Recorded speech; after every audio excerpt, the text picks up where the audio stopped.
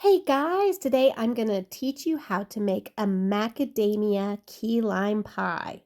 First, take 3/4 of a cup of graham cracker crumbs.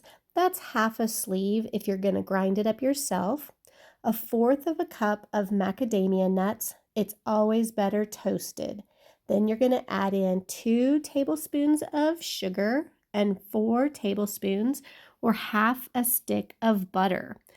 Grind it up, mix it, process it until it starts to come together in little clumps, and then press it into your half pie pan. This recipe makes half the amount of a regular key lime pie. So then we're going to preheat the oven to 450 degrees, and once it's heated up, we're going to add in the pie crust to cook it and brown it for 8 to 10 minutes. All right, mine went a little dark, but it still turned out great. Then we're going to take 4 key limes or 2 regular limes and get them all zested, and the cup zester is perfect for that job. Look at all that delicious zest we're going to use. Then I'm going to go ahead and make some whipped cream. You can use the tub if that's what you have on hand or if that's what you like, but nothing beats fresh whipped cream. It's only a cup of heavy cream, and then I'm putting it in the whipped cream maker. Oh my goodness, don't forget the powdered sugar.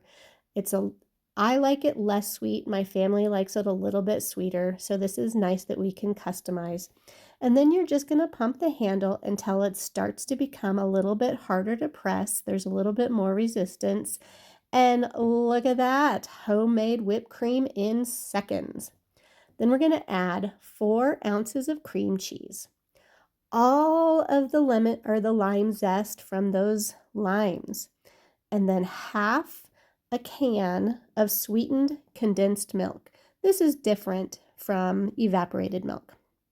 Then we're going to take all of those key limes and squeeze the juice out of them. The citrus press is amazing for that, and I had no idea how much juice are in key limes.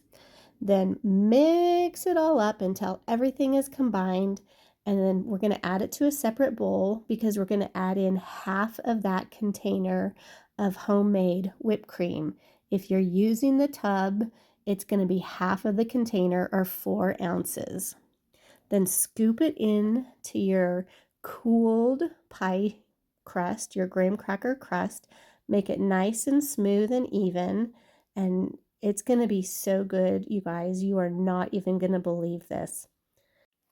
This is perfect to share for a brunch or a summer gathering, any time of the year, really. Oh, somebody's watching. You're going to watch out because you are going to have people and critters peeking over your shoulder to find out when this is done. Put the lid on, pop it into the fridge for at least 30 minutes, and then decorate with some extra whipped cream. Get ready to screenshot. Here's the recipe if you want to take a picture. Thank you so much for joining me today, and I look forward to seeing you next time.